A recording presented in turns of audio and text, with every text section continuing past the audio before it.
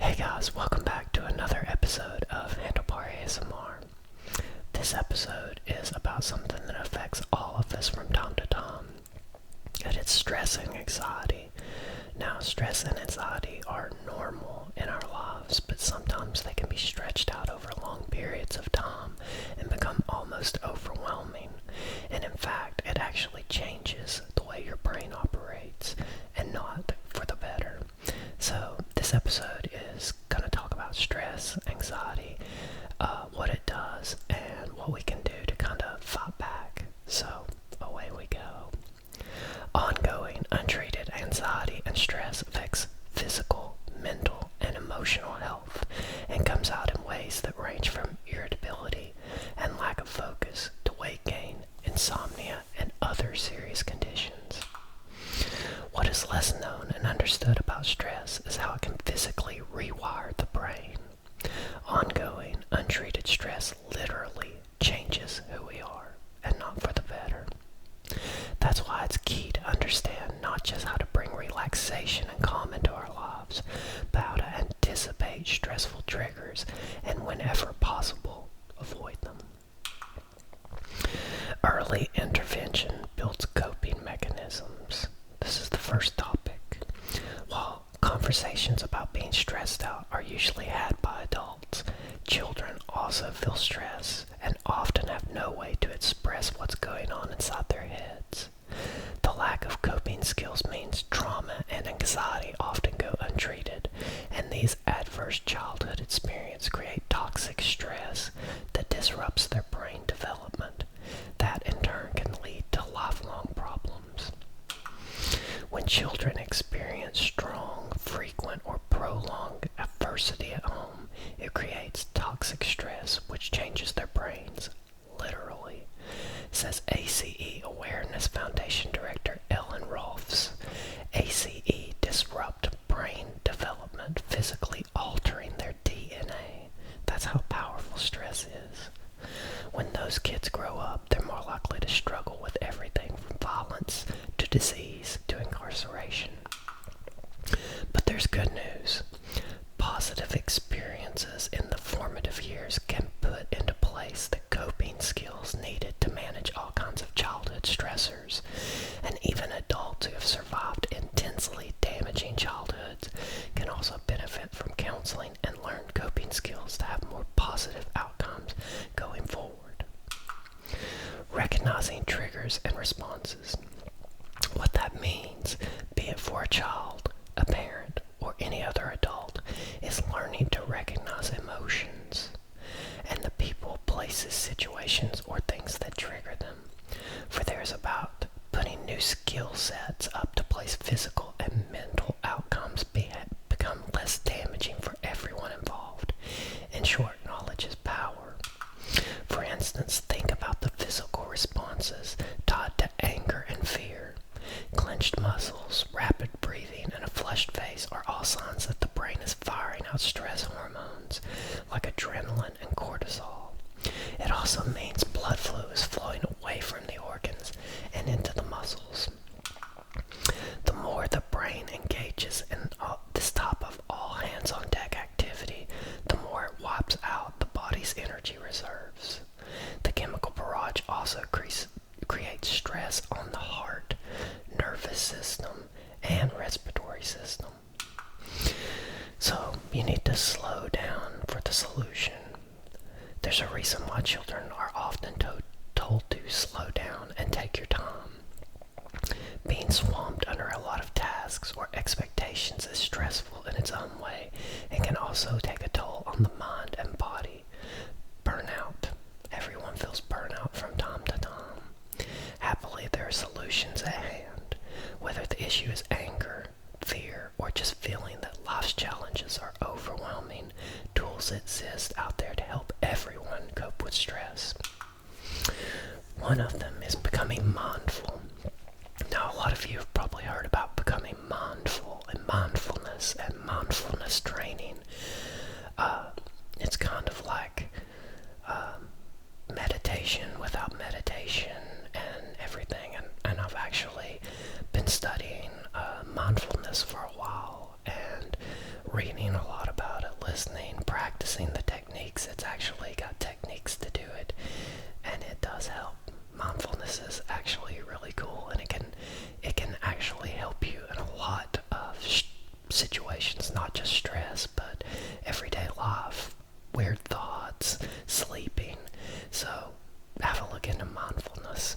But one such strategy is engaging in mindfulness during meditation, which combines the stillness of meditation with focusing on a specific thing such as your breath to improve your awareness of being in the present moment. In one study, people who meditated for about 30 minutes a day saw a measurable change in the gray matter density in the parts of the brain associated with memory, sense, self-empathy, and stress. The idea is to focus on one sensation of breathing and observing the here and now. Our minds tend to drift, and so a mindful meditation practice is a way to tether it to the moment, and thus be more in tune with the body and how it feels right now. Practitioners report that a daily meditation practice helps improve focus and awareness, and other research has suggested that can help reduce blood pressure and provide other physical benefits. I will say there's a really good book on living in the moment, living in the now, and it's actually called The Power of Now, and he has a follow-up book called A New Earth, which it feels like an old wise man sitting on a hill just telling you very wise things that you can do with your life and why things shouldn't affect you and everything. And once you listen to it a couple of times, like, it's easy to put into practice some of the things that he says. And I won't get into that book because it's a whole new thing, but if you're interested into living in the now and mindfulness, that's a good place to start. So put your wellness strategy to work. Now that we've established life is full of stress, your brain may be wired to overreact, and there might be a way to combat that.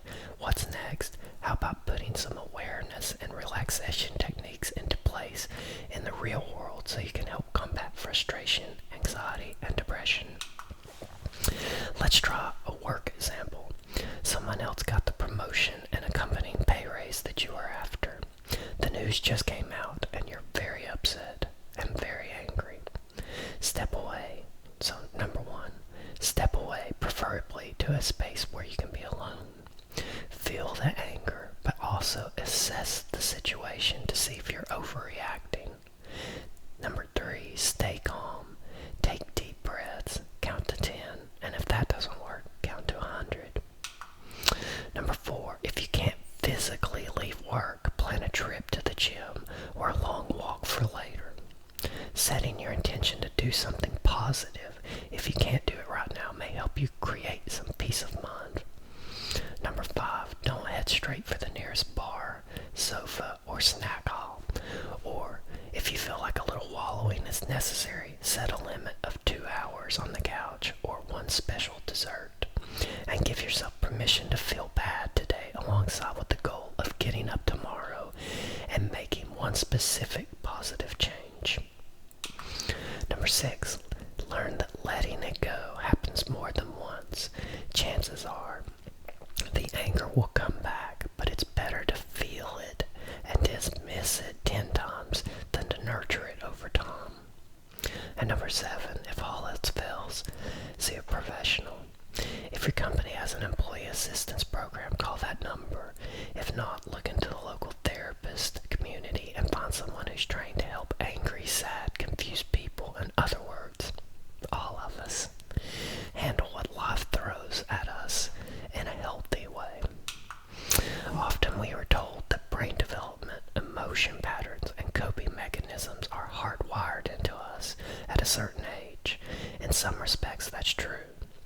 But humans are also incredibly adept at learning new behaviors and new ways to cope. Just look at all people in recovery, and you'll see a community of people who have taken control of their brain health. Lowering stress isn't easy,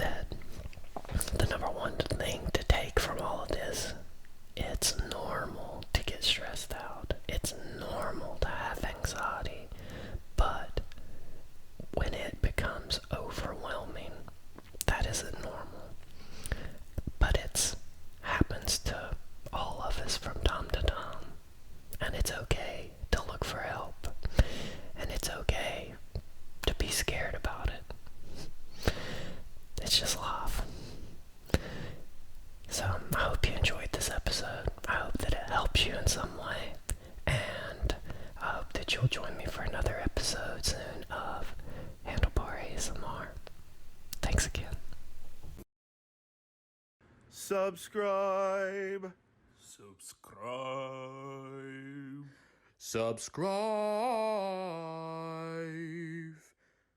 Subscribe.